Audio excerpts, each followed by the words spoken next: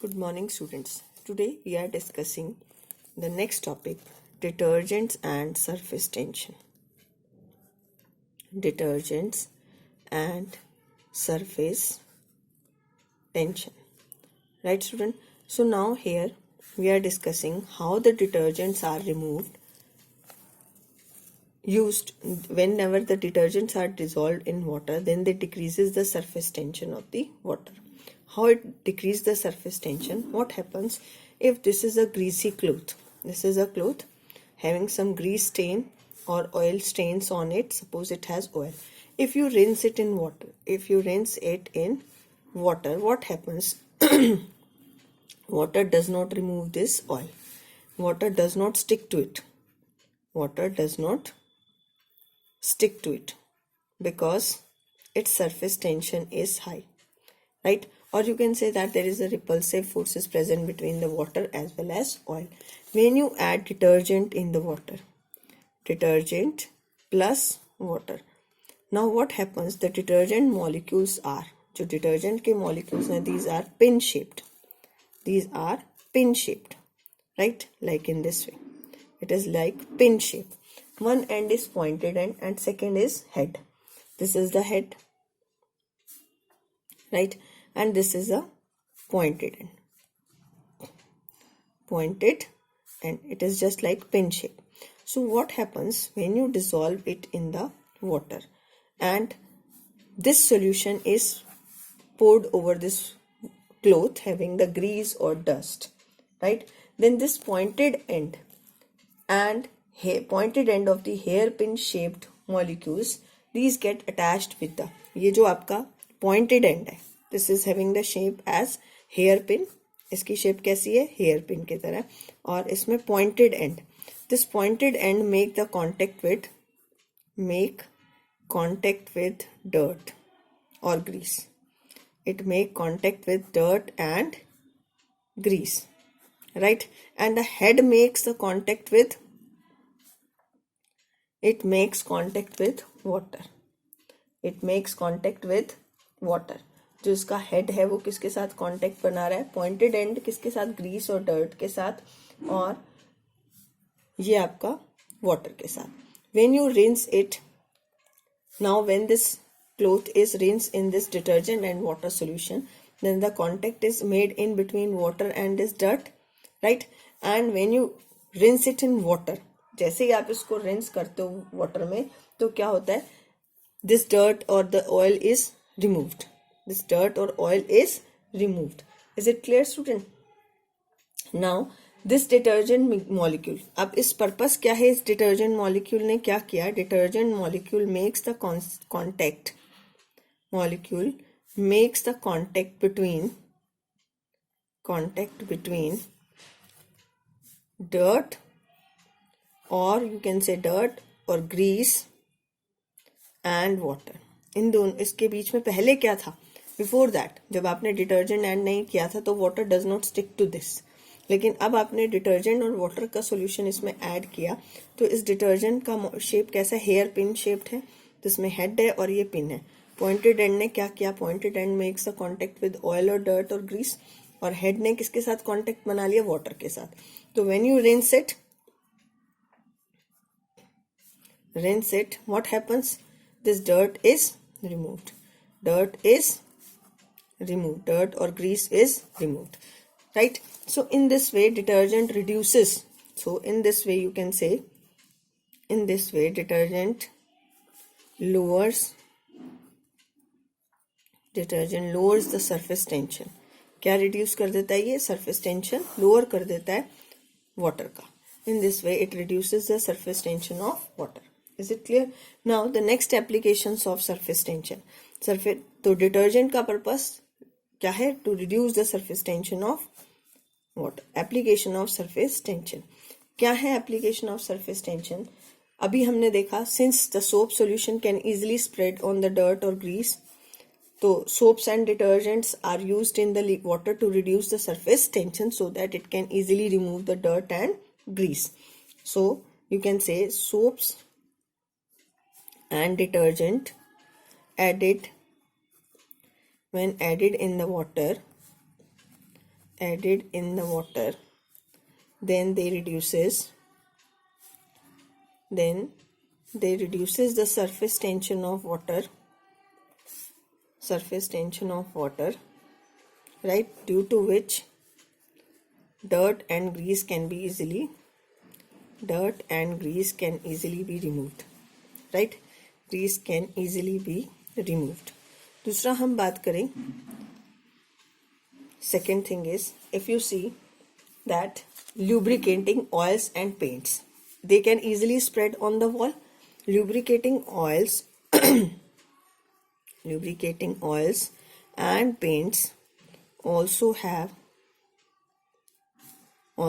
low surface tension. इनकी surface tension भी क्या होती है, low, so that they can easily spread, right. Oil spread over the surface of the water. Oil आपने देखा होगा, oil क्या हो जाता है, it spreads over the surface of water. Why? Because it has low surface tension. जो आपका antiseptic creams होती हैं, they also have low surface tension, so that they can reduce the surface tension. Students, एक और application हम इसकी use करते हैं. That application is कि अगर आप क्या करें, आपके पास नेक्स्ट एप्लीकेशन, आप में से जो स्टूडेंट्स ने सोल्डरिंग करते हुए देखा होगा.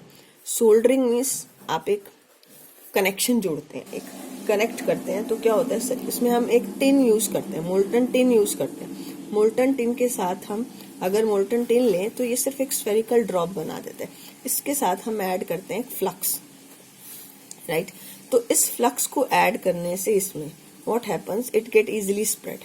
मोल्टन टिन जो होता है, molten tin get easily spread when flux is added in it. जब आप इसमें क्या ऐड करते हो, flux is added, because it reduces its surface tension. its surface tension. आप में से जिन स्टूडेंट्स ने सोल्डरिंग करते हुए देखा होगा, they can easily understand it, right. Now the next is radius of the new bubble formed when two bubble collies, when two bubbles combine करना right.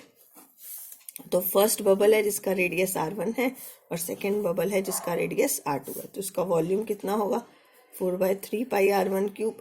इसका होगा 4/3 pi r2 cube. Pressure, excess pressure, these are the soap bubbles. ये आपके कौन से bubbles हैं, soap bubbles. तो this is 4s divide by r1 और इसके अंदर 4s divide by r2. After combination एक न्यू बबल बना. This is a new bubble जिसका रेडियस कितना है r. तो इसका volume 4/3 pi r cube, right. और एक्सेस प्रेशर कितना होगा इसमें, 4s डिवाइड बाय r. तो अब isothermal condition, this bubble is formed after combination of this, a new bubble is formed. This is under isothermal condition. Temperature remains, this bubble is formed under isothermal condition. So according to Boyle's law, P1 V1 plus P2 V2 is equal to P into V.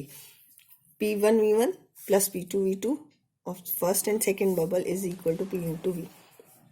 अब हम यहाँ use करेंगे, this is 4s by r1, 4/3 pi r1 cube plus 4s divided by r2 into 4/3 pi r2 cube is equal to P कितना है, this is 4s divided by r into 4/3 pi r cube, right. तो ये सारा 4/3 pi cancel, 4 get cancel out, right. तो ये आपके पास आ जाएगा r1 square plus r2 square is equal to r square. So this is the radius of the bubble which is formed after combination of two bubbles. Is it clear, student? Now I will discuss one or two questions in this video. First question is find the work done. इसको मैं थोड़ा सा बस explain करूंगी क्योंकि इस type का question हमने कर लिया है. Find the work done in blowing a soap bubble of surface tension this and 2 centimetre radius to 5 centimetre radius. तो आपने पढ़ा था surface energy is equal to surface tension into change in area. Surface energy is work done surface tension into 4 pi r2 square minus 4 pi r1 square. तो इसमें हम 2 से multiply करेंगे। There are 2 areas.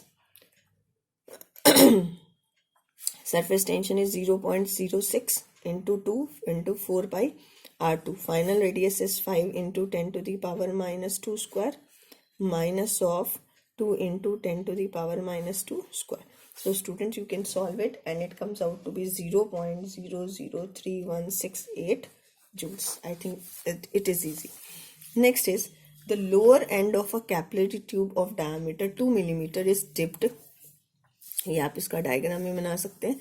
ये कैपिलरी ट्यूब है, right. The lower end of a capillary tube of diameter, diameter कितना दिया है 2 मिलीमीटर, तो रेडियस कितना हो गया 1 millimetre. It is dipped 8 centimetre below the surface of water. यहाँ 8 centimetre below the surface of water है। What is the pressure required in the tube in order to blow a hemispherical bubble at its end in a water. तो आपको निकालना है and also calculate the excess pressure है also. So आपको find out करना है excess pressure required. यहाँ एक बबल है, राइट। इसको what is the pressure required in the tube in order to blow a hemispherical bubble at its end in water. तो आपको इसके लिए कितना चाहिए, pressure required is PI minus P atmospheric, right. You need the outer pressure, you need outer pressure and it is equal to 2S by R because it is formed at the depth of H rho G, right। तो अब आपके पास यहां से क्या आ जाएगा, this is pressure inside minus pressure outside is 2S divided by R plus H into rho into G। Okay student, इस question को मैं नेक्स्ट वीडियो में डिस्कस कर रही हूँ। Okay, thank you.